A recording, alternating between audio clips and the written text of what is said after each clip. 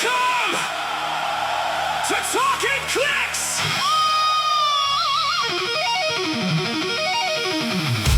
Heroes rise, legends play. Every story starts today. Raise them high, feel the room. Everybody, click, click, boom, click, click, boom.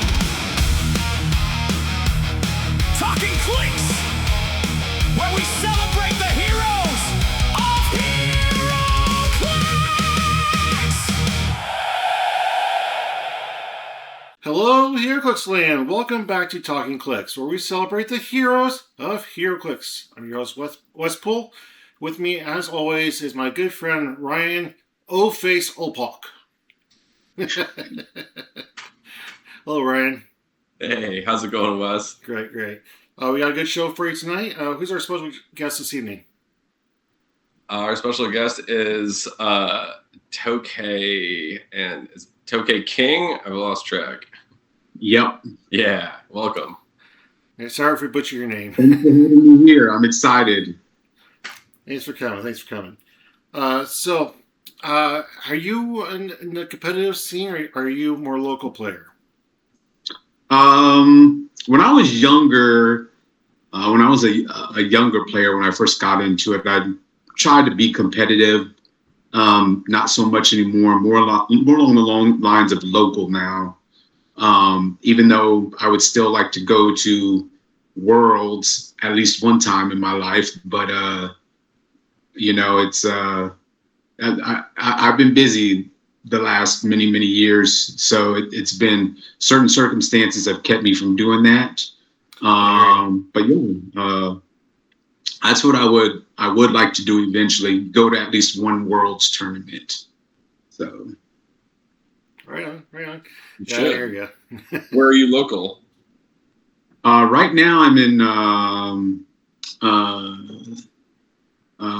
Maryland. So. All right. What's your day job? So I am a military service member. Can't say too much more other than that. I have been for a very long time. On my way out the door. It's been a long career that's spanned a couple decades. So that's what I do. But outside of that, I can't speak too much more on that in particular. Thank you for your service. Can you say which branch? Huh? Can you say which branch? No, just that I'm a service member, military service member. Fair enough. Yeah. So have you heard about Red, White, and Clix? Red, White, and Clix. No, I have not, but it sounds amazing. So that is my event that I put on. I put on the last 2 years, right after Veterans Day in Lafayette, Indiana, and it's the first major event after rotation. So everybody gets to try out the new meta, try out the new teams, but all the proceeds that are brought in are donated to veteran charities. And I recently incorporated the event into a full nonprofit organization, so we're trying to expand. But I'm trying to combine my love of Heroclix with my passion for veterans. So that's what that's all about. So help me understand, how did you end up a guest on this show? If you're not familiar with Red, White, and Clix, you're not a competitive player. Yeah, I mean, Wes just tells me who the guest is and when we're recording. How did you get on the roster? Well, I'd love to share that. So I had a pretty big recent life-changing diagnosis in my health. So I posted on a site called Heroclix International Exchange. I said I need to help find my Clix good homes. So what I started to do, I started to create these bundles, what I like to dub Heroclix bundles, and just send them out so that I can find my Clix good homes. In the event, something unfortunate or unseen happens prematurely. I've been playing this game for since its first inception in 2002. Wow. It was thousands of Heroclix. I gave away a third of my collection a few years ago. And right now I'm at a point where I love the game, but at the same time, things are just kind of taking priority for me. And with that being said, there are tons of new players coming in that haven't seen the original pieces, the REV sets, the the battlefield condition. I don't care. Uncarded, carded, the battlefield cards. condition. The what were those orange cards? Feat cards, the event dials, all that good stuff. So I posted, made a post on Heroclix International Exchange. I said I'm going to be giving away Heroclix in these Heroclix bundles. And, first come, first serve, whoever wants them. I just package them up and I send them to whoever is fortunate enough to be the first person to say, hey, I'll take that bundle or I'll take this bundle. It's also kind of my way of giving back to a community that I've enjoyed so much over the last 20 plus years. Being able to strategize, utilizing the different pieces and the uniqueness of the figures in all their different iterations. So that's how I was actually discovered. And somebody sent me a shout out and said, hey, we'd like to have you on the podcast because we love what you're doing for the Heroclix community by doing this. And, we'd definitely like to have you on the podcast. I said, all right, that sounds terrific. I've never done anything like that before, and I'm all about it. So That's that's awesome. what it is. That's incredible. Yeah, I love seeing that kind of positivity in the community, especially right now, because there's been some drama and some negativity, and seeing that kind of, somebody just giving back to the community that they love. It's really nice to see.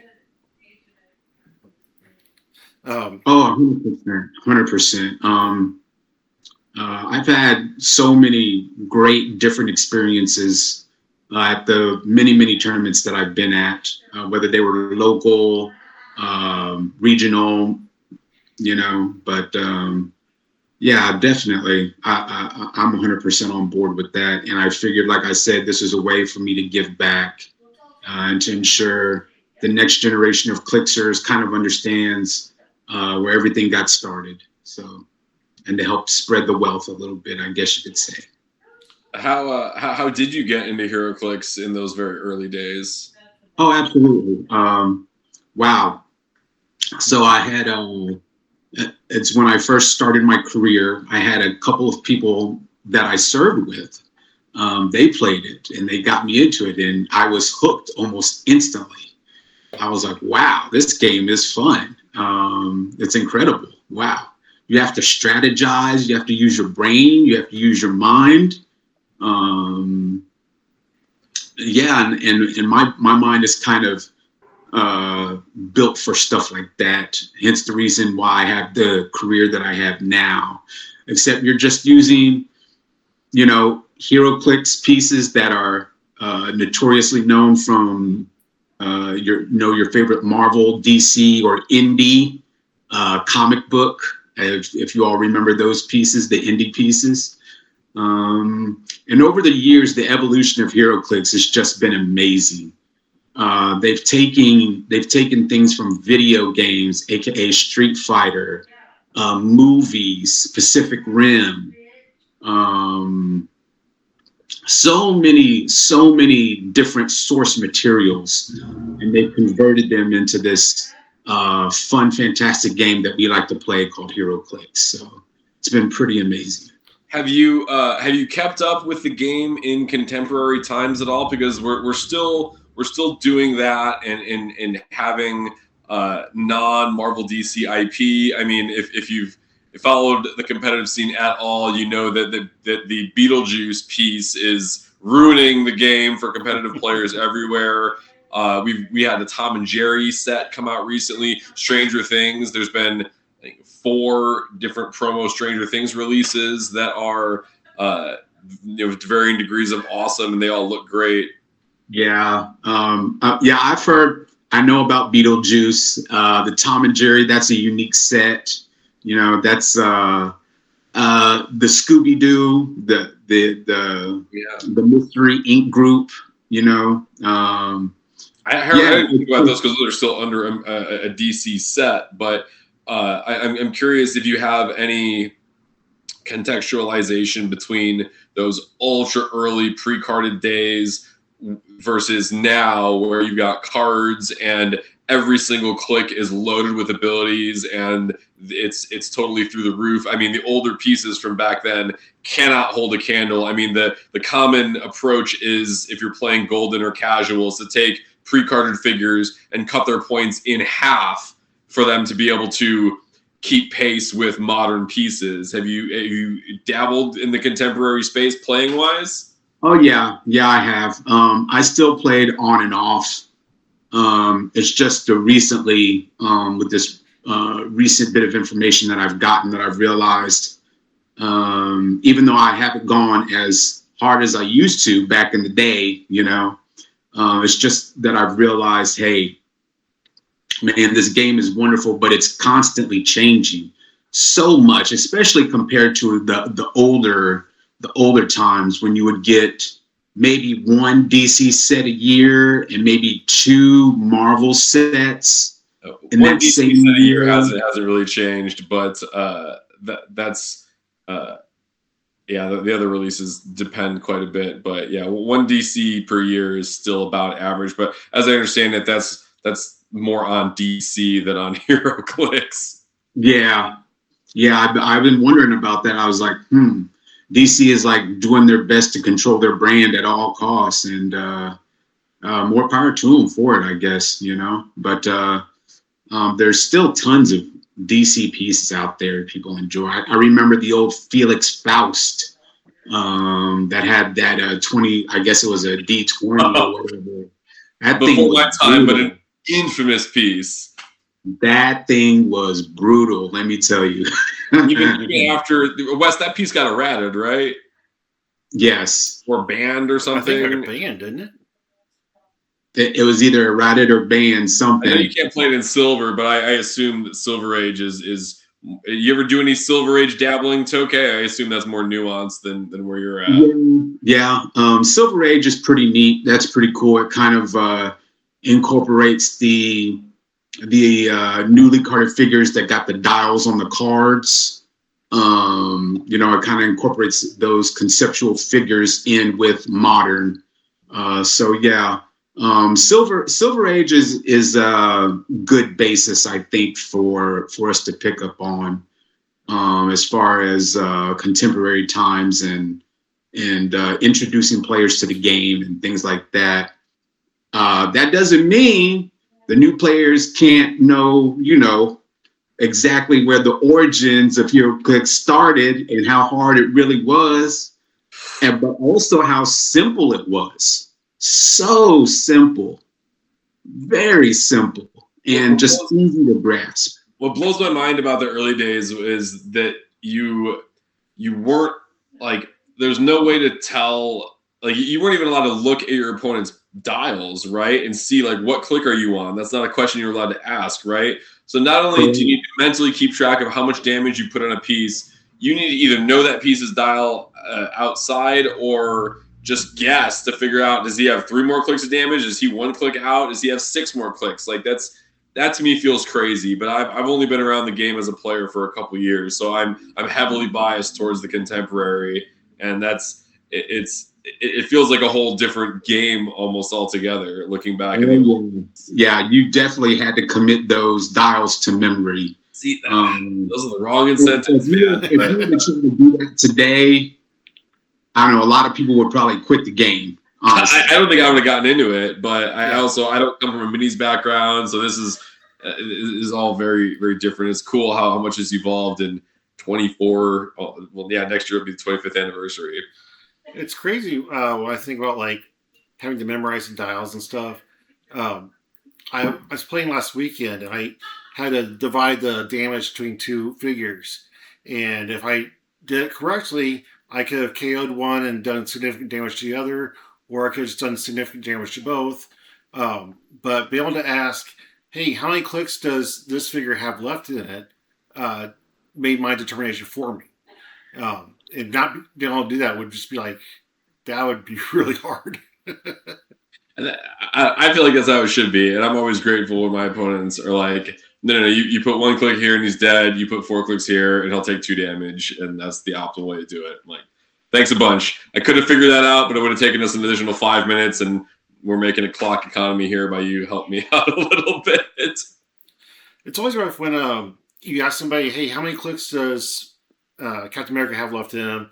And they tell you, you deal damage thinking they're going to KO it, but they miscalculated and told you 1 click too many or whatever, and it's still got 1 click left, and you're like, no. People go like act like that's cheating. It's not cheating, just people make mistakes. I don't know. I feel like if I'm asking my opponent how many clicks left, they say 2. I assign 2 damage. They click it twice. They're like, oh, there's still a click here. If I had damage I was assigning to another piece, I would like to be able to reserve the right to say, oh, then in fact, I need to assign 1 more damage there, because clearly my intention is to KO this piece with as much damage as it needs and put the rest on the other guy. If you're going to, but like at that point, like, you should just look at the piece. You can see what click number it's on. You can look at your opponent's card. You can see all this. I'm just trying to shortcut that and streamline things because I'm taking so long to do everything else because I'm new and the game is very complex. Yep. Yeah, that's a very good point. I will say that the new style of being able to look at an opponent's dial keeps them honest. Keeps the game honest a little bit versus before you had the dials on the cards. Sometimes even the opponent didn't know how many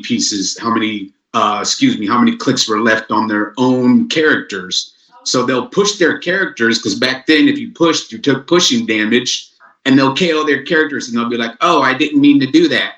Oh, too bad. I got those points, right? Yeah. So yeah, that's what it used to be. So it does help, not just with the strategizing, but also to keep Clix players honest. Good point. And I think that's a good thing in Heroclix. I love talking to people that have been playing the game for almost the entirety of the game, or most of it. A lot of players complain about power creep and how, it is a thing, because the game has to stay fresh. I was thinking about it the other day, and because I was talking to a former player, and he's like, because I was trying to get him back into the game, he's like, no, power creep is too bad. I'm like, okay, but now it feels like superheroes. Like, it doesn't just feel like chess pieces with dials. That you have these powers and abilities that really feel contextual to the source material. Also, it's contextual to what's going on around you. It's not like you're asking this player to bring their old pieces to the table and play against new stuff. Right. They get new stuff, and it's contextually, proportionally powerful to the other stuff they're facing. It's just that number is a 4 instead of a 2. Like, that's. I'm sorry, that's the most BS thing I've ever heard for not getting back into the game. There was a piece, I say it's Ultron. There was a Legacy Ultron. It was one of the first Legacy pieces I actually owned. So I was playing an event, and it got down to a 14 defense. And I was like, how's that 14? Like, what? All right, so I'm hitting on a 3. So basically, just don't crit miss. But I was talking to some players, and they're like, yeah, that was normal back then. But 14 defense now is just, it wouldn't be possible. I mean, Null has a printed 13 attack, right? Or 14 maybe even. I gotta look it up. But to think about it in context of the Ultron character, Ultron would not have that weak of a defense anywhere. Like, even as he's on his dying breath, he's like 18. Interesting. It seems like the old pieces kind of scaled down. Everything went down. They were Superman was dealing 1 damage on his last click. It seems like modern pieces kind of move in the opposite direction, and a lot of times their last click is like the character knows they're about to die and they're going nuts, pushing out everything else that they have left before they're out. Yeah, that's definitely a fair assessment to make. Kind of to show the last hurrah of the piece, and depending on what the piece is, because even though some pieces may have weak dials, the traits. I remember when traits first came out. The traits can make all the difference in the world. Leech. I'll take the new Leech for example. He says, I think his trait says, or his special power or something, he's got outwit, and then no characters within 4 squares can use team abilities. Right, exactly. That includes your team. So it makes you have to reevaluate and think about how you want to place your pieces. Not just that, but it's also synergistic to how the character would actually be in the comics. Yeah, I was actually looking at that Leech on a team this past week, and I was like, man, I'd love to just drop him at my opponent's doorstep. I'm like, wait, but then I can't do anything. So Tokay, is there a particular character or property or IP that you gravitated towards that helped bring you into the game or get you excited within the game? I think I see the crest of the top of a Captain America shield on your chest there. Oh yeah, 100% Cap. All right, 100%. We had some spirited discussion about the Pegasus Captain America last week with Antonio and whether or not he's good for the game. Have you kept up with any of the recent Captain Americas? Yeah, I actually played against 2 people who used that Pegasus Captain America. I ended up KOing him both times because he couldn't get, just as soon as you get him off that invul, and he's very susceptible to poison. So I just poisoned him to death. And and when I started poisoning, I started popping out red lanterns because I'd be KOing them with the poison, and these red lantern recruits would start popping up. But by that time, the match was over, and I think he beat me by like 20 points or something like that. 40 points. Yeah, they go down easy, but it's all about that first attack power that shuts off the defense. He's very aggro, and then he helps you bring the other pieces in. But how about have you played with with or against the Colosseum Arena Cap from Smash and Destroy? That's a really wild and unique piece that's seen a lot of play across formats. The cat piece, that one of the cat pieces that I KO'd also had that cat on the team.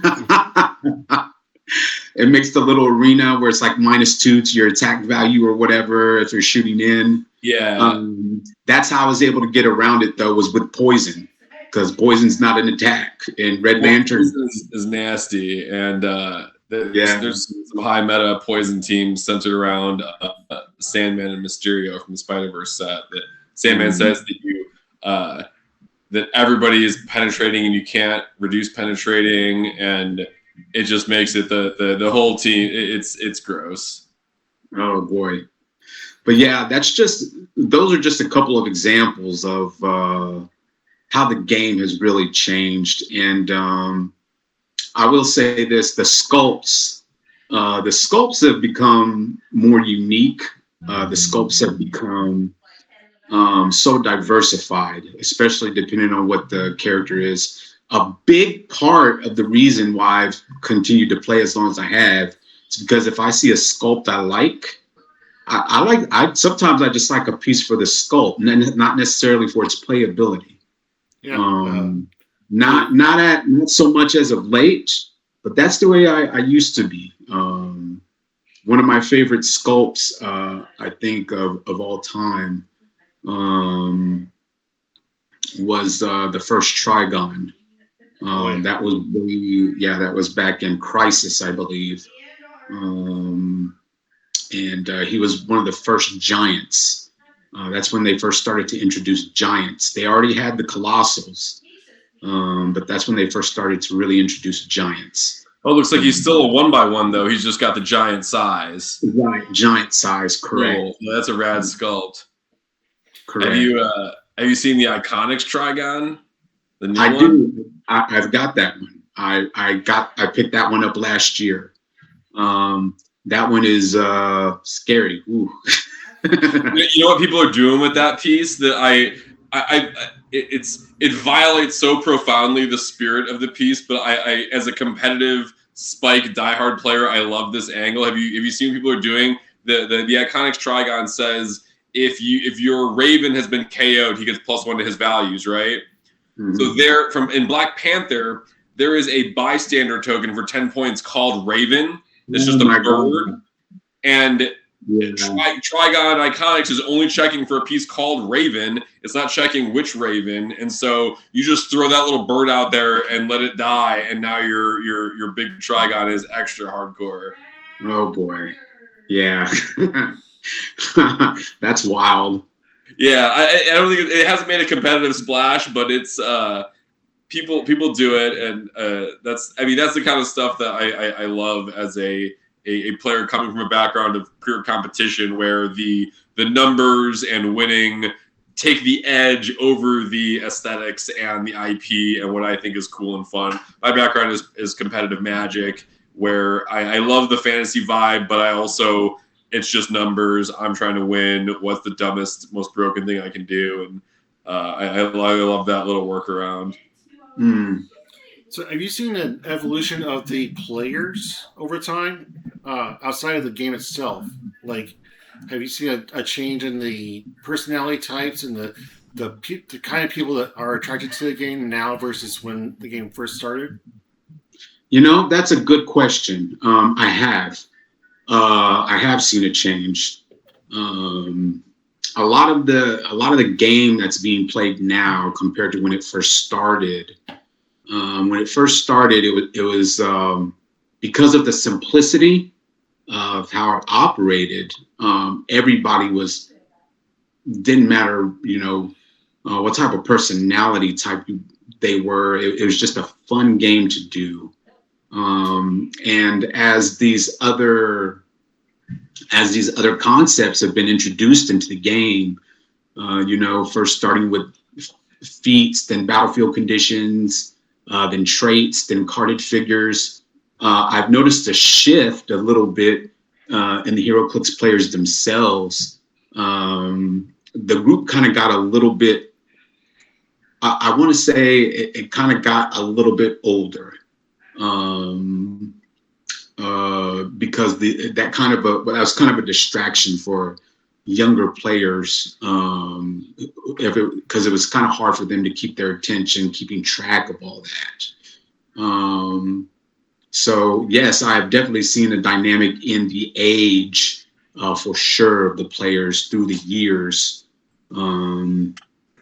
It's now kind of shifted toward an older group who understand and the thinking process and how this goes and how this goes. Even though I have played against a couple of young world champions, one in particular here on the East Coast, I can't recall his name, but he grasped the game quickly because he was helped by his father. So. Oh, you're talking about Isaac?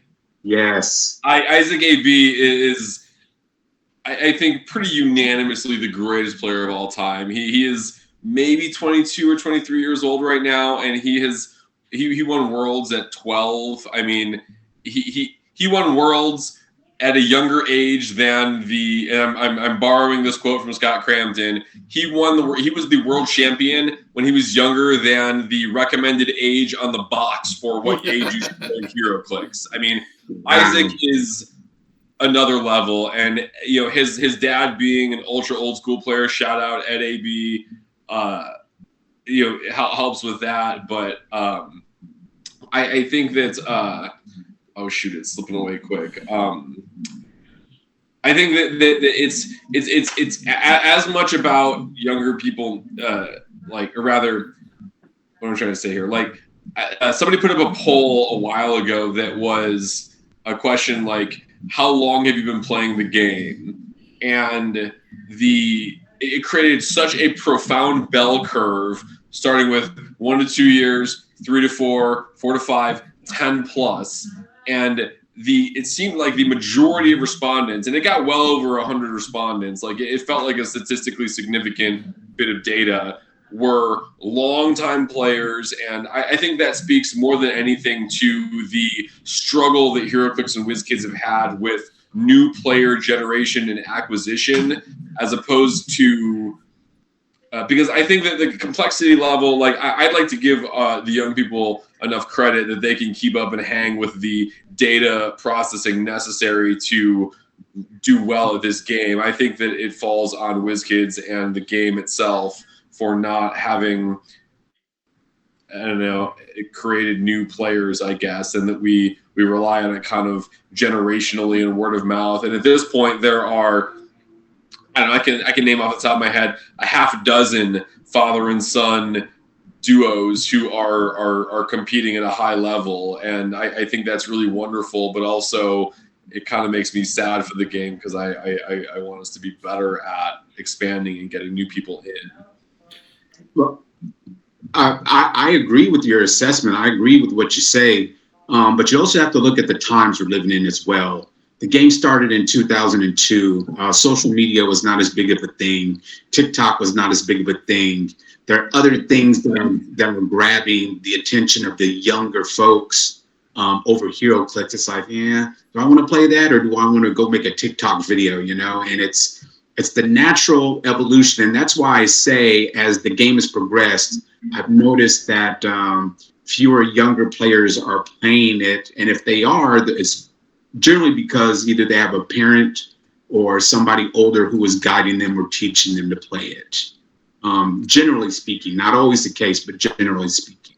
Also, I think this speaks to the credit of nerds and tabletop game culture as a whole, but being a tabletop gamer has become so ubiquitous and moved so much into the mainstream and so popular that, back in the early days, it was more about getting people's attention, and now it's getting people's attention, like people who are going to play board games, getting their attention to us because there's so much more options out there, and even within just the space of tabletop minis, and it's I'm excited to go to Gen Con next week, which is going to pull in probably 75,000 guests, and 15 years ago we were pulling in 30,000. So it's that tabletop gaming and nerd culture has exploded so aggressively into the mainstream that it's even harder now to capture individual attention and pull them to our space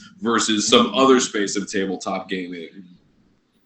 And that's as a bigger cultural idea, that's a good problem to have, but it still doesn't help our game get players. Yeah. With as I said, with the changing of the times, now folks can come up with their own games, and they test these games out at all these places. My nephew was creating his own game, his own board game. He's in the works of doing that. And absolutely. Versus back 25 years ago, Magic the Gathering was about all there was. There was Pokemon. I think there may have been Yu-Gi-Oh! About 20 years ago, I think. And of course, you have the all-time classic D&D, which is still going strong to this day, which is really where I started tabletopping game from, minus your traditional board games like Candyland and Monopoly and things like that. And I used to play with me and my friends. We used to buy these army men in the bag, and we used to set up forts and play outside all day and just set up these forts with all these army men, right? And we just be out there playing for hours and hours and devising ways of how we can strategize and get around. And wow, it's just been the whole culture, that whole culture of miniatures and card games and tabletops has just exploded. Now, I don't have a vast history in tabletop gaming or miniature gaming or that kind of stuff, tabletop gaming. Heroclix has been it for me, and I'm still relatively new to that. but it seems like Heroclix has a uniquely loyal fan base. Is that just Heroclix, or is that across the board that once you're into a game, you're into it for life? Um, I wouldn't say it's just exclusive to HeroClix. Just some people have a niche somewhere that they like to dabble in more so than others. But I wouldn't say that's just exclusive to HeroClix. I agree wholeheartedly. I mean, Wes, you and I earlier were talking privately about Magic a little bit, and I mean, it's funny to refer to myself as a Magic player, but I've been a Magic player since '96 or '95, which is, I mean, literal 30 years, and I haven't played a Magic tournament in 20 years, and I still follow all of the releases. I look at all of the new cards. I think about it within a certain context of the way that I still think about the game, but I haven't played a game of Magic in years. And I'm also incredibly single-minded with my hobbies. You know, I never played any video games growing up because I was just a Magic player. It's like, why am I going to play a video game when I can play Magic instead?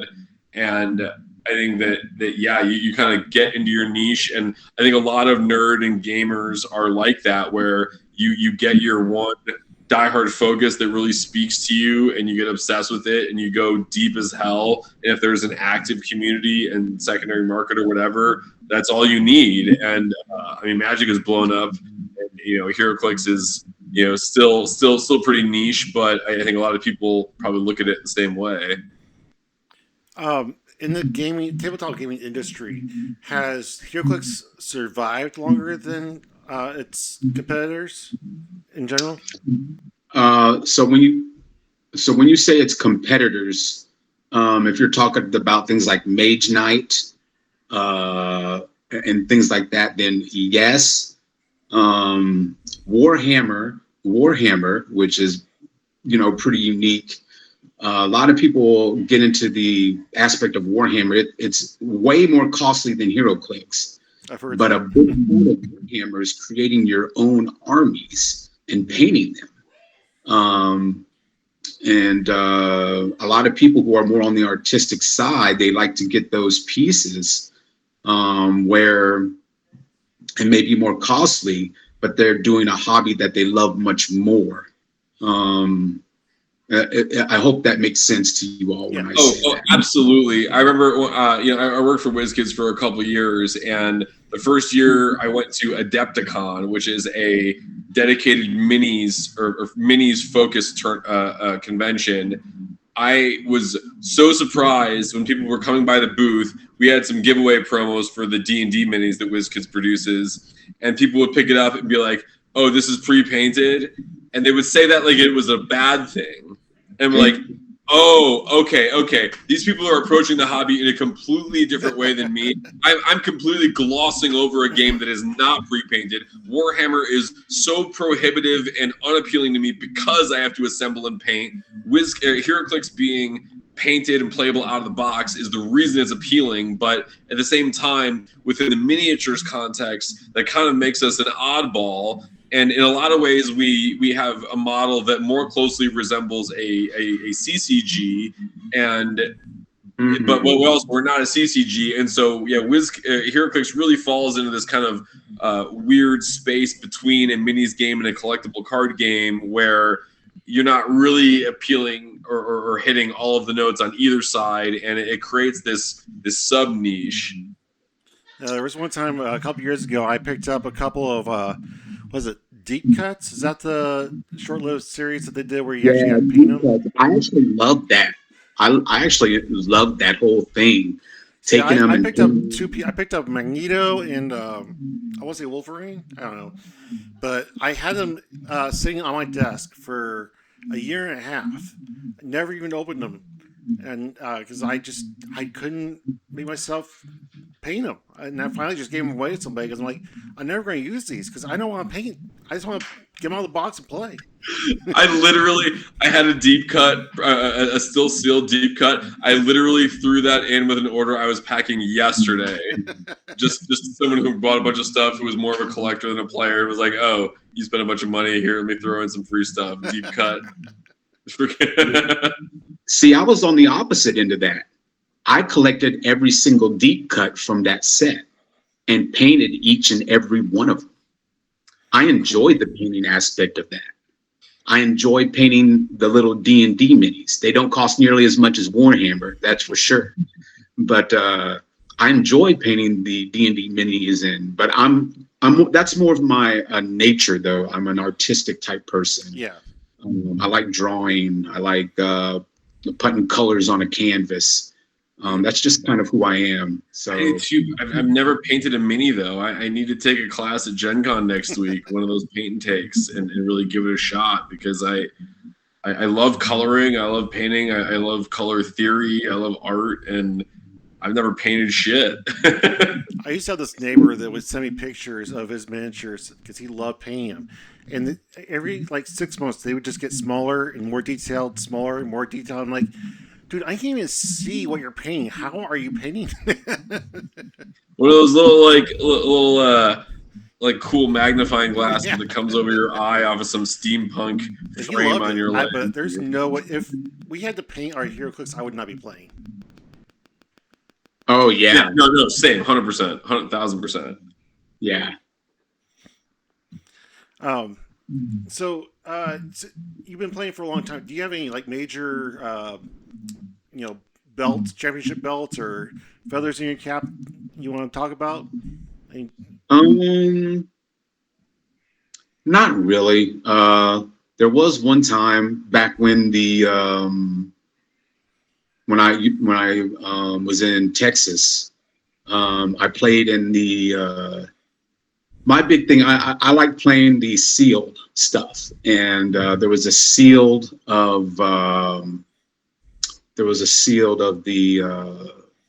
I can't remember it. I think it was X-Men, where Lockjaw was not Lockjaw, but you could get War Machine, Mandarin, and something else. And I won that tournament. And then I went back the next month, and Lockjaw was the big prize. I ended up coming in second place because I didn't put another point into damage like I should have instead of attack. That was, I want to say it was back when before Perplex was changed. You can't perplex like that anymore, Tokay. Yeah. So that was good. Or Empower or whatever. We don't want to go there. No, I like if Wizkids are going back to the old formula type of assigning point values, because there's a Batman, I think it was Batman, that was previewed this week that has 63 point dial. I'm like, 63? Where is that coming from? From the Wave Rider OP kit. Yes, that one. It's funny. This is the kind of stuff that it's so easy to glaze over. We opened one of those OP kits in the shop on Sunday, and we're looking at the figures, and I did not even see that 63 points. I admittedly, the other two figures in that kit are more interesting, and so I was more focused on them. But So you're saying there's a current figure that costs 63 points? Yes. Printed 63. I would assume that's going to get errated to 60 or 65, but there is a modern legal POG bystander token that is 4 points. Shout out Scott Crampton again somehow. Now, one of the things I love about the context of these figures is I love story time with Scott Porter. I love that so much. And I was in this group chat with some of my locals, and none of us knew who Wave Rider was. And then there's this one guy that he, once he got off work, he gave us a paragraph about this character. I knew Ken would know that guy. yeah, it was super funny because my only context of the character Wave Rider was from the Warner Brothers Arrowverse show. Oh, Legends of Tomorrow, and yeah. the time ship was called Wave Rider, but I didn't think of it as a Mm. character. But apparently, they named the time ship after the character Wave Rider, who is a time traveler. So, but yeah, my friend Cam had this whole dialogue of background of the character, and we're all like, well, at least he knows. Yeah.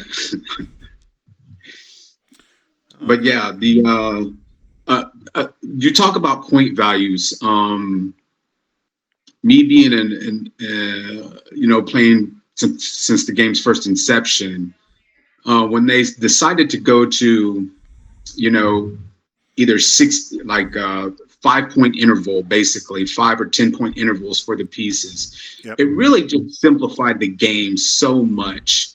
It really did. That is one thing I'm happy about. It kept things really simple, kept things really even keel. So Yeah, team building and sealed is easy. 3 and 4 point difference meant you either had outwit, or you could use hypersonic speed more, or something along those lines. But the even point values just really smooth things over and smooth things out as far as additional resources as well for the game. So I mean, it fell in well. I think they should have done that from the start, from the beginning. But they didn't. But eventually they got there, and that's where we are today. So when you're building a team, what's kind of your mindset? Are you more of the alpha strike guy, or are you defensive? No, I'm more of when I build a team, I like synergistic teams.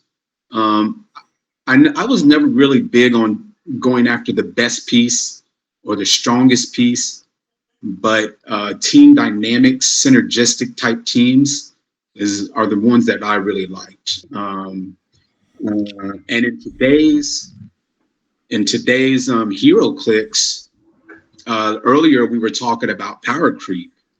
Now you have commons, uncommons, and rares that can actively compete with your super rares and chases. Mm-hmm. Back then, that was not heard of at all.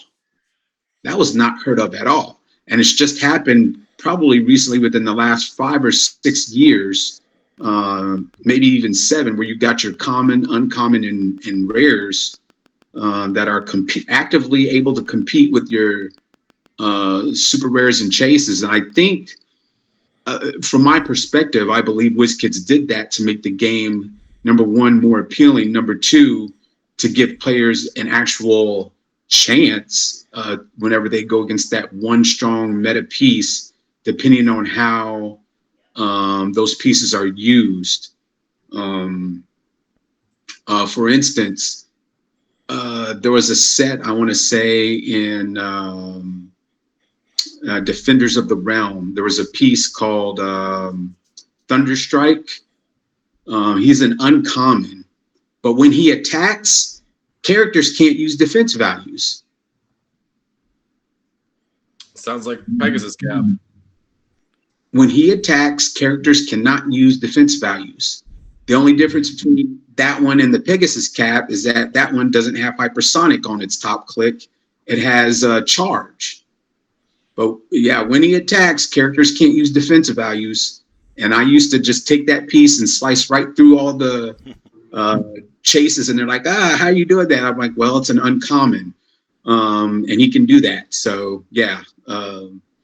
But that's the kind of teams that I really like to go for. Those that have a good synergistic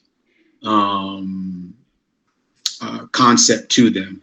When I say synergistic, meaning they share keywords, or maybe they were on the same team, something along those lines. Because I can promise you, in today's game, I can absolutely promise you that for every super rare or chase that there is a common, uncommon, or a rare that is that is a hard counter to it in some way, shape, or form. Yes, sir. So this week we had two major movie trailers drop.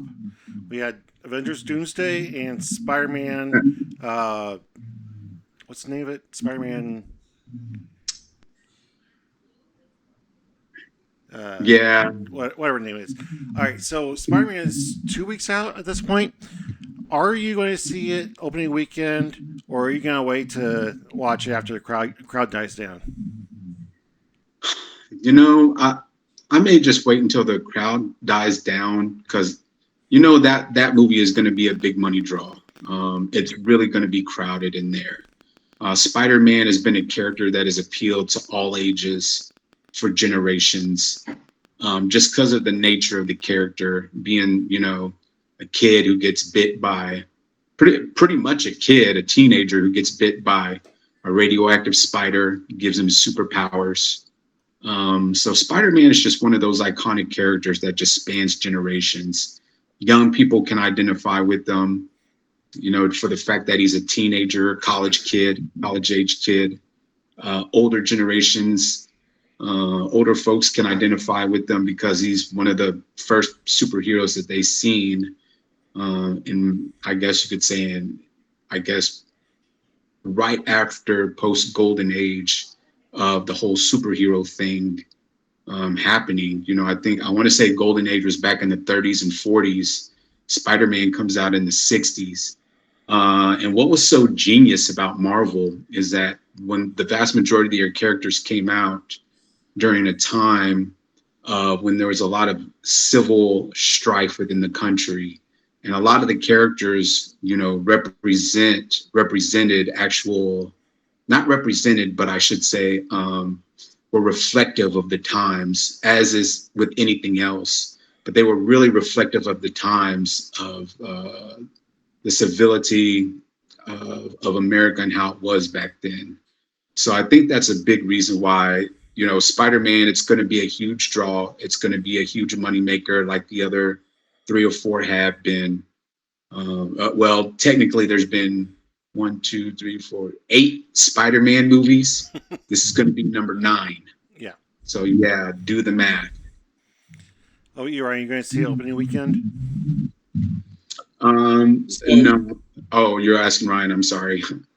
Were you? I may have misheard. Are you going to see opening weekend, Ryan? Spider-Man, I'll probably wait. Avengers, I'll probably see pretty soon after release. I like the ensemble pictures. The solo hero stories, I was pretty much over those by Iron Man 2. Like, all right, we get it. Even if there's a little bit of a crossover, like I need something on the scale of Endgame at this point to really excite me, to get me to spend movie theater prices. For me, I'm tossed between I don't care for large crowded theaters versus I don't like seeing spoilers before I see the movie. And Spider-Man, I promise you will have spoilers in it. There's going to be some secret, you know, cameo appearance by some Avenger or something that is going to hit the internet day one, and I'm not going to be able to not see it when I scroll my Facebook page. And Doomsday, for as hyped as that should be, the trailer did not look super amazing. You know, I don't remember what the trailers were like for Infinity War and Endgame to really contextualize it. And if anything, when there's a movie like that I know I'm going to see in the theater, I will usually try and avoid spoiler or trailers and anything at all, just to go in as cold as possible. But and I feel like this is already being like colored and biased by chatter I've seen on the internet about the Doomsday trailer of it being lackluster. But I don't know, just the fact that there's so many, that is such an ensemble piece. Like, I'm probably in. I mean, let's not get into art versus artists and all that, but I'm sad that they had to abandon the Kang storyline because they were setting up some cool stuff with that. And I know that what was the comic story? Is that That's not Secret Wars. What is that story? Is there even one? Maybe I'm misremembering. But I'm not familiar with the. In the comics, there is a Secret Wars Yeah. story. But is that the Kang storyline? Tell us in the comments below when you guys watch this. Tell us in the comments what we're talking about. Because I'm not familiar with the comics. But yeah, I do like that they are trying to keep the secret by stealing a Ryan Reynolds type of previewing the movie by putting out all this nonsensical fake leaks. And this character is definitely going to be in the movie. This is going to happen in the movie.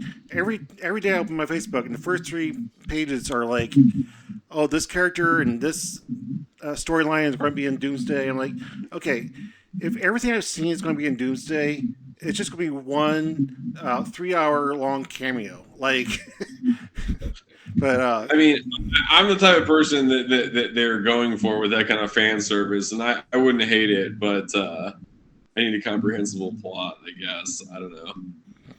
I think it's all a lot of hate. Endgame even more. No, not Endgame. Infinity War was by far my favorite Marvel movie, even more than Endgame.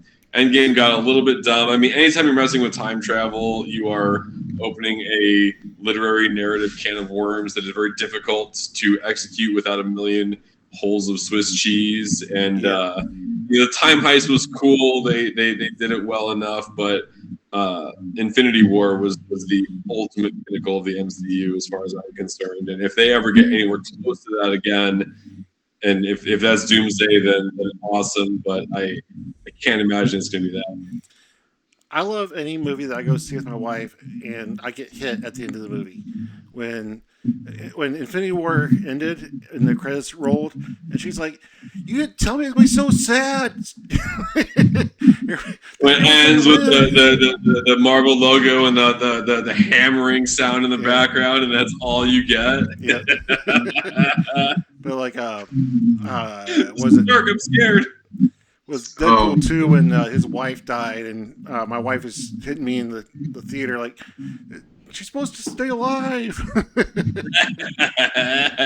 Sorry, April. Gotta vent some. What's that? I said gotta vent somehow. Yep. So in your Heroclix career, have you developed any superstitions about lucky dice or opening packs a certain way? Yes. Not particularly. Through the years, you've heard this term dice jail. That's with just about any game that requires dice roll or whatever, but not in particular. No, I never really had a favorite pair of dice or preferred to roll a certain way or anything like that. As long as my dice stayed on the table and it was a flat roll. So that's all I'm cared about. That's all I've ever done. You asked this question to me in exactly these terms, and I enjoyed it phrased this way. But Tokay, what is the correct way to open a Heroclix booster pack? What is the correct way? Yeah. I don't know. Rip it open. From the top or the bottom? You mean shred the cardboard? Shred. A lot of times I throw it into the recycle bin. No, I mean, like, how do you you've got a sealed Heroclix booster pack in front of you? What's the best way to get at the contents? Are you just tearing it open? Is that what you mean by rip it open? Yeah, I just grab it from the top and rip it open. All right. Okay, so you are in that act shredding cardboard to get at your thing, because I will not open a Heroclix pack without a knife. We slice from the bottom. You open the bottom pack. You slide the thing out. It's a very, I don't know. I'm finicky. Sorry. Sounds very ceremonial. Very what? Ceremonial. Yeah. It is less ceremonial and less just like I don't like to make a mess, and I like things to be clean and evenly broken. So you guys are both obviously Marvel fans. Did you guys see Supergirl? I did. I did see Supergirl. Is that the drunk blonde chick with the dog? Yes. Nope, didn't see it. It was entertaining. I liked it. It's not, Infinity War, but not everything has to be Infinity War. This was just one of those movies where you take your logic cap, put it in the seat next to you, and just enjoy a flick. Listen, if I want to see a drunk blonde girl, I'm going to go down Route 9 in Greenfield and sit down at the bar. Okay, what did you think of Supergirl? It was definitely a different take on the character than what I traditionally know the character to be. Traditionally, I know the character to be stoic, very. She was courageous, but I kind of liked the idea that they made her kind of ratchet a little bit in there. Good word. Yeah, 100%. And I liked the brown coat. I liked the brown coat. That was a nice touch. Maybe it's the fact that I have a 15-year-old daughter, but I liked that it's the first Supergirl that wasn't hypersexualized. Like, she wasn't just a bimbo in a skirt. She was a badass that was, not showing a whole bunch of body, but she was just kicking ass and taking names and drinking beers. And I just like she wasn't just a Playboy bunny with a cape. I just did like that. Which movie are we going to get Jason Momoa as Lobo? Is that Superman or is that still Supergirl? That was Supergirl. Yeah. Okay, I'm in for that. If I need to watch the first one to get into that, that's fine. I'm into Jason Momoa. I'm very into Lobo. Whatever gets me on board for those two things, I'm into, especially if it's a drunk blonde chick, I guess. So Lobo was just kind of shoehorned into the movie. Like, he did a great job. He's definitely born to play that role. This movie's out. Yeah. You've seen this movie? Yeah. Shit, clearly I'm behind. Okay. But they just kind of forced it into the movie where it didn't belong. Like, they should have kept it and put it into the next movie because almost everybody I've talked to that's seen the movie, they go, if you take Lobo out of the movie, it still makes sense. Oh, that's a bummer. But he does a great job. I want Logo to make the movie make sense. He's super funny. He's great. He's going to take every team ability. What's that? He's going to take every team ability. Yeah. You get that reference, Tokay? I do. Nice. That's a great. So Tokay, that's a piece that I am not good enough at this game yet to play. When I went to Nationals last month and stayed with some of the best players in the world, including the #1 modern ranked player in the world, they were playing a Prime Lobo team in silver, and Azure had literal worksheets printed out for him to keep track of all of the team abilities that his team had access to via his Prime Lobo. And I admire that degree of nuance and effort, but I can barely even make copycat work. I can't do Lobo yet. I love chains and heavy metal. Lobo is one of my ultimate favorite characters in the DC universe. It's very fucking short-lived. That whole IP is bullshit and lame, but Lobo is cool. Prime Lobo is too much for my dumb ass.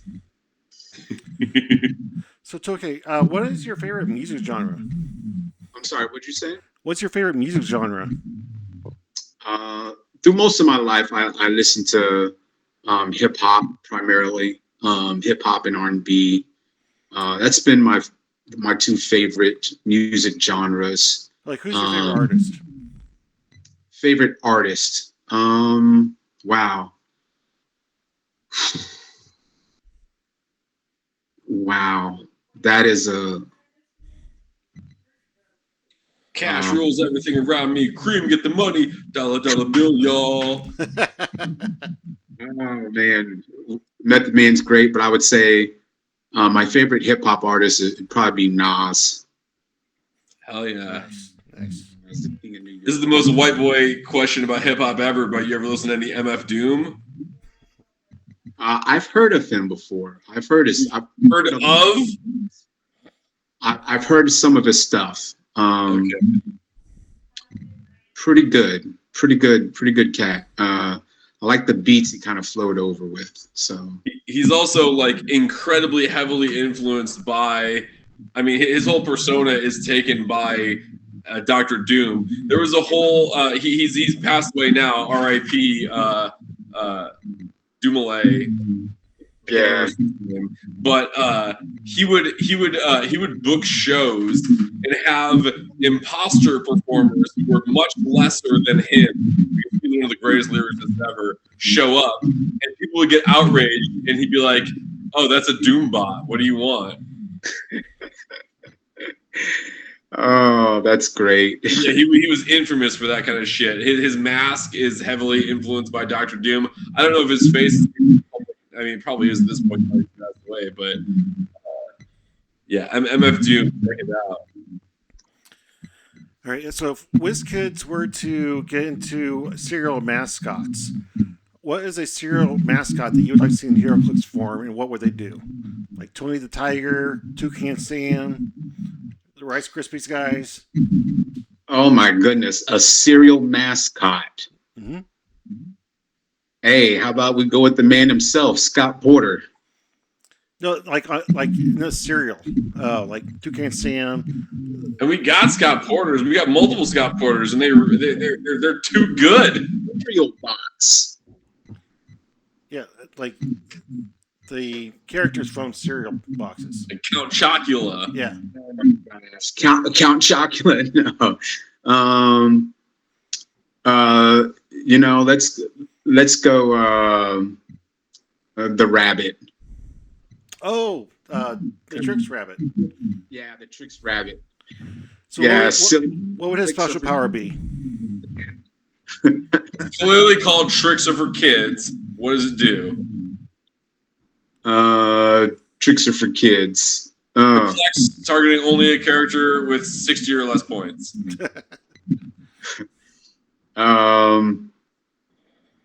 If it was a power, Tricks Are for man. Y'all are asking me some hard questions. So any Yeah, shit. This is Talkn Clix, bro. Yeah, it is. Any character, and they used to do this, but they don't do it anymore. But any character that is a bystander increase their combat values by +1. All right. Any bystanders increase their combat values by +1. Helping out the kids. All right. Yeah. There was we had a pulp. You know the pulp format, Tokay? Yeah. So we had a season of pulp earlier in the year, and it was heavily dominated by teams that generated tons of bystanders and combined them with pieces that did various things to bystanders, like +1 to combat value. The Iceman that was just like Bobby Drake in a sweater eating an ice cream cone from, I think, Deadpool Weapon X, gave +1 attack or something. It was a whole bunch of pieces that got a bunch of hype because they helped bystanders, and a bunch of pieces that generated bystanders. That was the entire pulp meta for like 3 or 4 months. See, the kids would have crushed in that meta. I don't. Do they even have a pulp world championship? So we as Wizkids has in the past. It's varied over time as to what the format is. Typically, it's been 300 modern pulp. At Origins, there was a 300 modern pulp playoff. Before Origins, there was 400 silver pulp as a supported format. It's always kind of been a trade-off, and I can speak to this as the former tournament organizer for Wizkids, where it was really like at the World Championships, you know, you've got Worlds on Saturday, you've got Team Sealed Worlds on Friday, and what do you do on Thursday? And in the past, it was either Pulp or Silver Age, and it was always tough to decide which way to go with that. Silver seemed to draw more people, but it also feels like Pulp is the more appropriate format to push as Wizkids, because Pulp is a much easier, more accessible format for players to get into. It's $25 for a team, you know, and so there have been numerous Pulp World Championships, but it has fallen a little bit by the wayside in recent years. I hope that it gets pushed back into a proper marquee World Championship title, but I think that between Team Sealed, Modern, Silver, and Pulp is kind of firmly number 4, which makes it tough to find a high-level competitive stage, but I did my best to try and promote Pulp and keep Pulp relevant, and I think that Pulp is certainly not dead, but it's still out there. Yeah. I agree with that. Just because Pulp doesn't really offer a lot of variety, you can only use common, uncommon, rare. With that being said, a lot of people were using a lot of the same pieces. And with the nerfing of a lot of the Pulp pieces that were being used, it kind of forced people to think about other Pulp figures out there that could be viable in filling that void. One piece I can think of right offhand was that Black Heart from Wheels of Vengeance. That Black Heart was absolutely broken. That piece got errated, Yeah. Because he turned Kong into an even bigger, more flocked menace than he already was. Yeah. And then I think I want to say another Pulp piece that was used a lot. Actually, it was used in meta too. I want to say it's Perdegaton. Perdegaton got deleted from all of Heroclix, from Golden to Silver, Pulp to Modern. Perdegaton does not exist. Okay. And all right. So this is my hot take. Here we go. I don't think Perdegaton was that evil. No, he wasn't. He wasn't. Like he was about 15% as egregious as like he was very effective for his cost, but I feel like people kind of made him out to be this bigger villain than he was. He wasn't Beetlejuice. He wasn't. All they needed to do is, instead of banning him, say, okay, the ability where at the start of game you get to move one of your opponent's starting pieces somewhere else, put that at the 40-point line, no other changes, he's fucking fine. No one's playing that piece at 40 points. He's still fantastic at 20 points without that ability. No, they did Perdegaton dirty, and they Wizkids is probably taking big money from Michael Keaton to keep Beetlejuice in the mix because nothing else makes sense. Nothing else makes sense. I want to see. I've said this for years. I want to see a set that is geared around a actor who played multiple characters. Like just do a Michael Keaton set and just have Batman and a Ryan Reynolds set and give us all going for the rest of our lives. We got Deadpool. We got Green Lantern. I mean, between Deadpool, can you name 2 more popular IPs among the Heroclix community than fucking Deadpool and Green Lantern? I can't. Ryan Reynolds has that market cornered, and he fucking provides my cell phone coverage. So I'll hail that handsome piece of shit. Can you imagine a Dwayne Johnson set? No, I can't, because who has he done? Black Adam. Black Adam. He was Scorpion King. So already you're immediately failing hard in front of my example of Ryan Reynolds. Give me anyone that, John Cena. No, Ryan Reynolds is the perfect example. Green Lantern, Deadpool, end of fucking story. Y'all lose. You cannot come up with a better example than this. You can't. Will Smith? No. No, that's Who's Will Smith? He's not even in the fucking MCU. Wes, go home. He played that one Hancock. That guy who's not Green Lantern or Deadpool. Jesus Christ. We need to get to another question because there is not factually, period, objectively a better answer than Ryan Reynolds. Green Lantern, Deadpool. That's it. That's fucking it. I think it would be fun to see that, though. It's all these different versions of one actor. He was married to Blake Lively. He also Scarlett Johansson, probably. Like, come on. Yeah. I don't think I've ever gotten this heated on Robot and Clix before. Who was Grover? one of my favorite guys, and I was on call with him, and we got talking about maps, and something about it's when they did all the rock maps dirty, and they took all the rock maps out for modern. And Are you talking about the map menu? Yeah, the map menu. And he was like, I hate paper maps. I hate paper maps.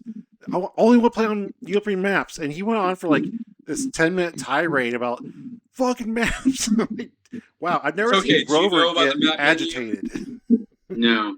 Okay, so before Nationals, like right before Nationals at Origins, Wizkids released a mandate saying that the previous list of legal modern maps, which was every map released from a modern legal set plus a bunch of rock maps, that's not what's legal. We're going to pre-curate a list called the map menu of which maps are legal for U.S. nationals, and it was like 15 maps or something. Numerous modern legal sets had 0 maps on the list.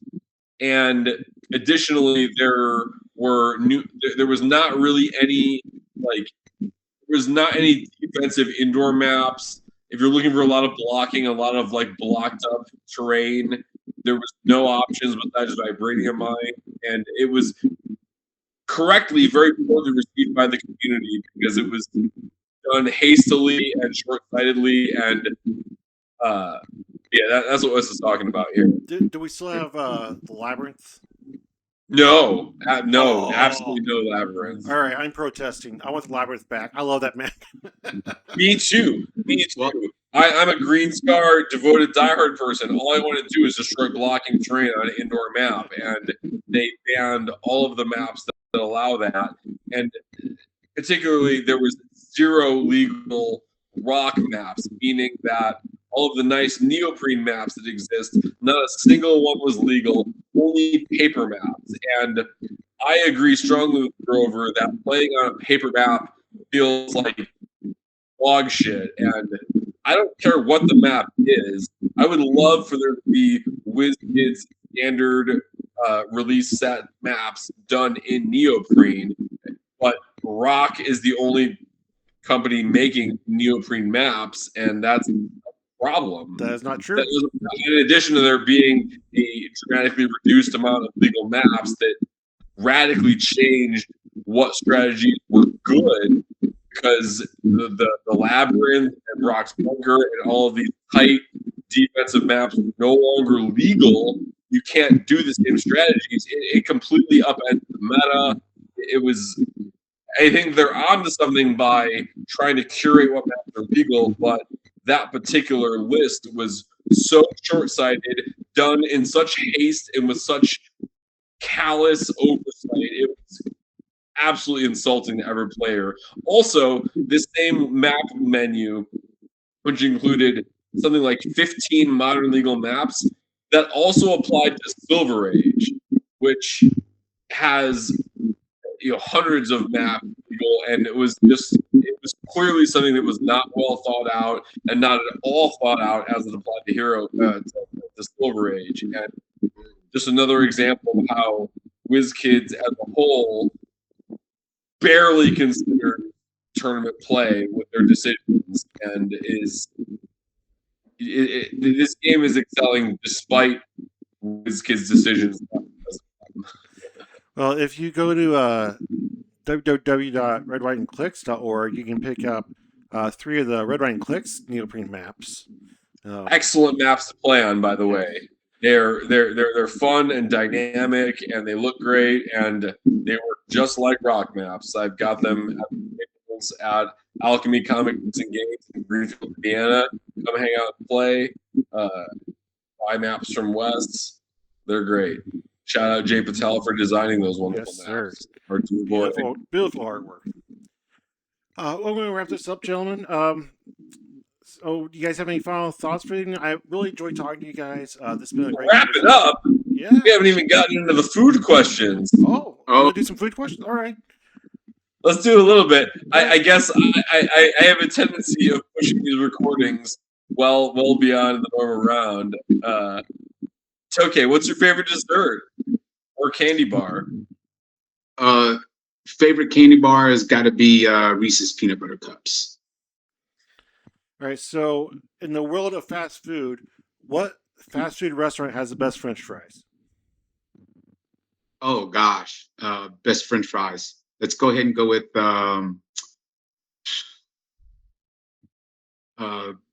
what is it? Popeyes? Burger King. Burger King. Okay. I was going to say objective best list. McDonald's, Burger King, Popeyes. 1, 2, 3. So the fries that I can't stand are the Steak and Shake fries, the shoestring fries. You shut your goddamn Indiana fucking whore mouth. I don't like shoestring fries, man. McDonald's fries are better. Yeah, but they're covered in crack. I mean, just everything McDonald's is covered in crack. Yeah. It's chemically provable. And you're not going to get explosive diarrhea from lettuce and tomatoes because they don't have that stuff there. Well, hey, now we've got a great excuse to not eat our vegetables. I've never felt more alive. Okay, is there a food that that you don't like that most people do, or that most people don't like that you do, or vice versa? Sure, broccoli. Broccoli's tight. All right, it's seasoned well. Got a lot of salt on there. Oh man, the Clix questionnaire just keeps going. What do you put on your hot dog, Tokay? Mustard. Remember, hold on. Before you answer, I am a passionate, utterly pretentious Chicago food snob, so watch your fucking self. Okay. Mustard, ketchup, relish. Woo! Good answer. And are we talking conies or no or just basic stuff on a hot dog? Mustard, Either ketchup. Way. I don't even think ketchup is without a place, but mustard and relish, yeah, that's what's up. Hell yeah. What is the number one condiment you have to put on a bratwurst? I like hot sauce. Sauerkraut. Onions. Ooh, yeah, caramelized onions are good. Onions and mustard is like a 50-50. Like, I don't want a brat if it doesn't have onions and mustard. But I feel like even if they're not going to give me mustard, like, I can go find mustard somewhere in a hurry because mustard's everywhere. I'll source my own. I got packets in my pocket, motherfucker. I gotta say, the older I get, the less my body is tolerating onions. I don't know what it is. You poor man. Oh, no. Yeah. I developed an intense allergy to red meat about 10 years ago, and it is breaking my heart. I would kill both of you and everyone you love to be able to eat a burger without getting sick. I'm sorry to say, but it's true. All right, so I just saw this. Do you remember in, what was it, Birds of Prey, when Harley Quinn was obsessed with egg sandwiches? Do you know what I'm talking about? I know I saw that movie, but I don't remember it well enough for this detail. It's like a running gag. She wanted this egg sandwich. And I've been making egg sandwiches for my wife and I in the mornings, and she only wants just toast, butter, and egg. Nothing else. What do you guys put on an egg sandwich? Toast and mayonnaise on the egg sandwich and cheese. There you go. What kind of cheese? Usually American or pepper jack. All right. For me, I for one, I would prefer that egg over hard. I don't like liquid. I want a firm yolk. I want a lot of seasoning, salt and pepper, and seasoned salt on that egg. I want crispy as hell, like borderline burnt bacon. I'd prefer a croissant over toast, but I'll take my bread preference is like croissant, English muffin, burnt white bread. Everything else you can throw in the garbage. Or I'll take a bagel in there, a plain white bagel or an onion bagel, hard onion. I think that's all I got. I don't know. Sausage is fine, but it's got to be right. I like it simple. I like just bread, butter, egg. I love cheese. I put cheese on anything. I don't care. That's how my parents used to get me to eat my vegetables. They just melt some cheese on it, I'd be good. Go. If I don't have Miracle Whip, it has to be Miracle Whip. No to mayonnaise. It has to be Miracle Whip. Or just a little bit of strawberry jelly mixed in with the butter. I spent the summer working in the kitchen at my buddy's Greek restaurant, and the secret menu hot dog option was it was a hot dog on a French roll with Swiss cheese and grape jelly, and next level shit, man. I'm telling you, jelly is an unlocker to the salty meats, but really though, like.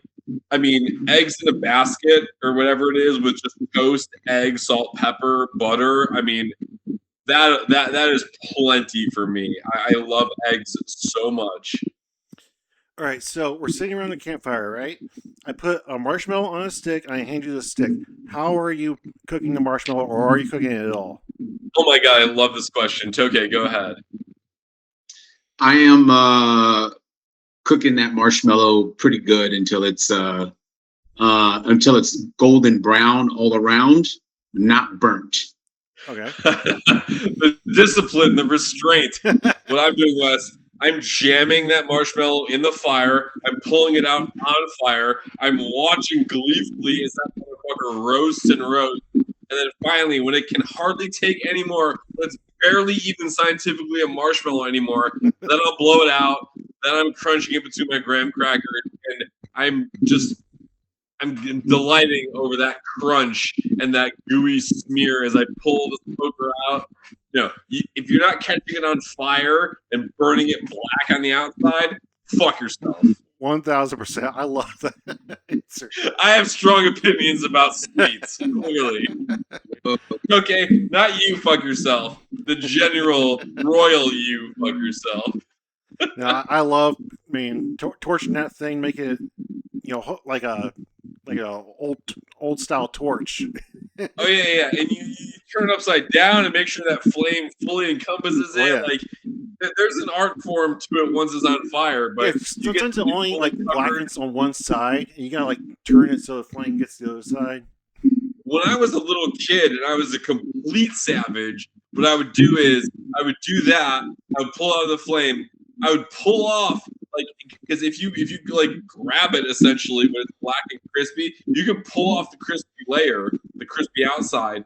I'd eat that. I'd throw that gooey marshmallow back in for a second round, which is probably terrible for carbon or whatever's sake, but that's how much I love burnt crispy shit. Thankfully, I have a beef allergy. I don't have to speak to how I like my steaks done. I'm not talking well done, but I need a medium well, whatever. Now, there's a lot of foods that I just don't think brand matters. You can get the most off-brand, Dollar General brand, and it doesn't matter. Except for when it comes to graham crackers for s'mores. You have to get the brand name graham crackers, because the off-brand's just, it's cardboard. It has no flavor. Interesting. If I'm not mistaken, graham crackers were invented as a way to curb masturbation and intentionally bland. So maybe I'm thinking of cornflakes. I don't know.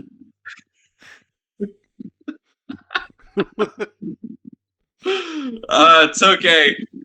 When we get into the food aspect of the podcast, things really go off the rails, and we're really jamming out here in the last 10 minutes. Do you guys remember your first alcoholic beverage? And how old were you? I'm not going to say. What was it?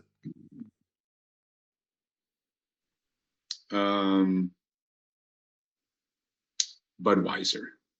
Okay. I remember drinking. I don't remember. Budweiser. I don't.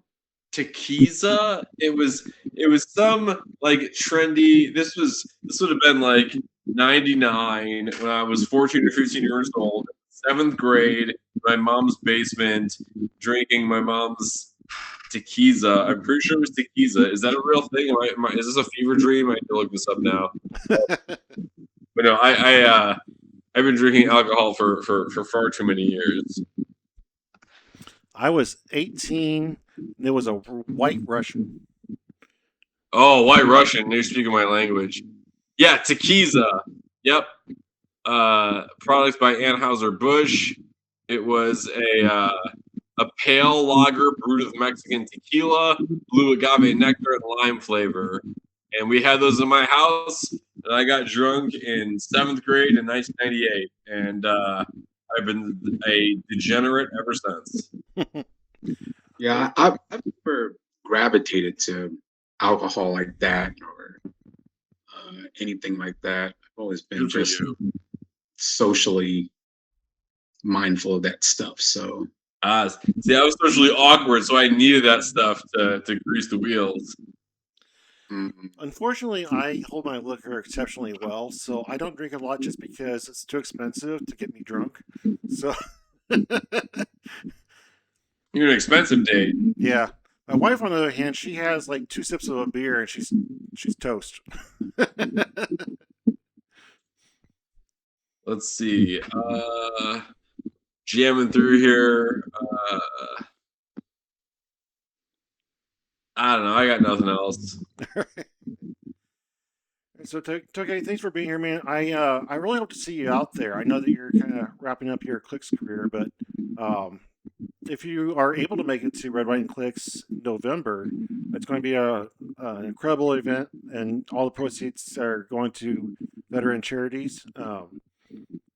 But yeah, I hope to see you out there, man. Thanks for being here. It's been great talking to you. Can I find all the information on it on this redwhiteandclicks.org? Yes. CLIX, redwhiteandclicks.org. And let me say, as a lame civilian who my uncle was in the Air Force, I don't know if that qualifies me for the men's auxiliary, but I'm grateful for both of your service, and I'd also like to shout out our local group, spearheaded by the previously mentioned Grover. Half of the guys that come play at Alchemy and Greenfield on Sundays are service members. We sell a lot of products to a Heroclix group at the National Guard. So, Heroclix in the military is something that is very, very close and dear to both my heart and my business. So, love that. Thank you for continuing to proliferate that throughout the community. It's okay. Yeah. When is Alchemy opening? That's a great question. I wish I had a better answer. I would say, given today being July 22, probably late August. We have not officially announced this yet on HD units, but I can say so publicly. Our Tropical CCO regional tournament will be on September 19th. So, a cool 2 months to prepare your modern team for incredible prizing, vault boosters, brand new promos, kinetic hammers, and probably some extra fun stuff thrown in by us. Awesome. It's been a great time. Well, gentlemen, thank you so much for being here. Thank you for being a shining light in the community, both of you. Ryan, you've been one of the most beloved people in Heroclix. So to say that you are a shining light is an understatement.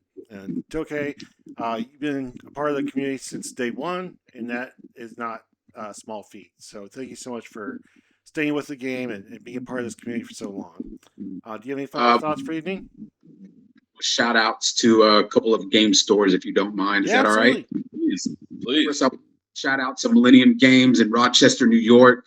Reggie and the group over there. Thank you for everything y'all do. Syracuse, New York, play the game for you. Maryland, Dream Wizards, and Virginia, Victory Comics. In Pennsylvania, Brave New Worlds and Finish Zone. And where it all started for me, my home state of Missouri, Metagames Unlimited and Collectomaniacs. That's a broad geographic net. I love it. And Brave New World especially. I know Dan joins reasonably well through coordination and playing CCO. Hell yeah. Thank you for dropping all of those locations. Okay. All right. All right, guys. Thanks a lot. Everybody out in here playing. Oh, Ryan, you want to say something else? No, it's okay. Were you saying something? I was just saying thank you for having me on the show. It was a good discussion and very enlightening. I'm glad I could share my experience with you. Hey, Tokay, thank you again for taking the time to join us. Thank you for all you've done for the community. Thank you for all of the years you spent playing, and Godspeed to you in your journey. And I hope everything goes as well as possible. Just thank you, man. It's been a pleasure. Really enjoyed chatting. Hopefully, hey, I mean, Worlds is coming up at Graceland here in about 2.5 months. Wow. See you there. That's coming up fast. It sure is. I cannot believe it. I looked at my calendar. It was like 2.5 months. Wait, no, that's not right. But that is. Come check it out. Worlds at Graceland is by far the most fun event in Heroclix. Whether you are a diehard competitive player going for the title, or whether you are terrible at the game like me and just hoping to have some fun, it's got something for everyone, and you'll get good promos and a great time regardless of how good or bad you are. So it's okay. I hope you can find your way to this in October. Please come join us. I would love to meet you in person. Thanks again for coming on the show. Thank you for Wes for hosting us and for everything we do via Red, White, and Clix. I love the veterans. Shout out Grover and our local crew. Just thank you all so much. This game would not mean as much as it does without the community and the type of shit that makes the community feel so genuine and real. All right, guys. Well, I can't wait to see you guys out there. Roll some dice soon. Everybody out in Heroclix Land, as always, keep on clixing. Have a good night. Take care, y'all. On your left. Yeah. On your left. Yeah. Tokay King. Forever. Part of the family. Tokay King. Yeah. Started at the beginning when the Clix were brand new. Watched every generation break right on through. Maryland Rays always stayed in the fight. Tournament lights every week in flight. Back when the brackets made everybody sweat. Competitive fire never folded yet. Now it's local tables where the good times grow. Still dropping knowledge everywhere he go. Captain America heart, standing tall with pride. Led from the front, never needed to hide. Seen the game change, every twist, every phase. Still showing love after all these days. Pass the shield, let the next one run. Heroes keep shining long after they're done. Click, click, boom! Hear the legacy ring, everybody knows the name. Tokay King. Pass the shield, let tomorrow begin. Every little bundle is another new win. Talking Clix. Yeah, the family sings. Long live the legend. Tokay King. Open the box, nah, rip it apart. Plastic flying everywhere right from the start. No slow reveal, no careful display. Got packs on the table, let's play today. Complexity grew, rules stacking high. Older heads learn why the years roll by. Still young prodigies making people stare. Showing everybody talents everywhere.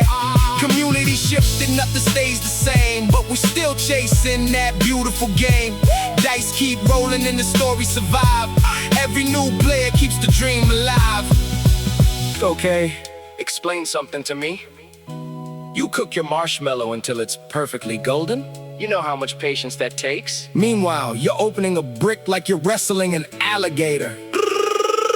Cards, wrappers, boosters, gravity loses. Somewhere, a collector just fainted. Also, Burger King's fries, bold take, but I'll allow it. Now somebody hand Captain America his shield. Life through a chapter nobody can choose. Still found a way that nobody could lose. Packing up memories one box at a time. Turning old collections into futures that shine. Every rare figure, finding new hands. Building tomorrow with yesterday's plans. Not just plastic sitting on a shelf. Giving back more than keeping for yourself. That's what heroes quietly do.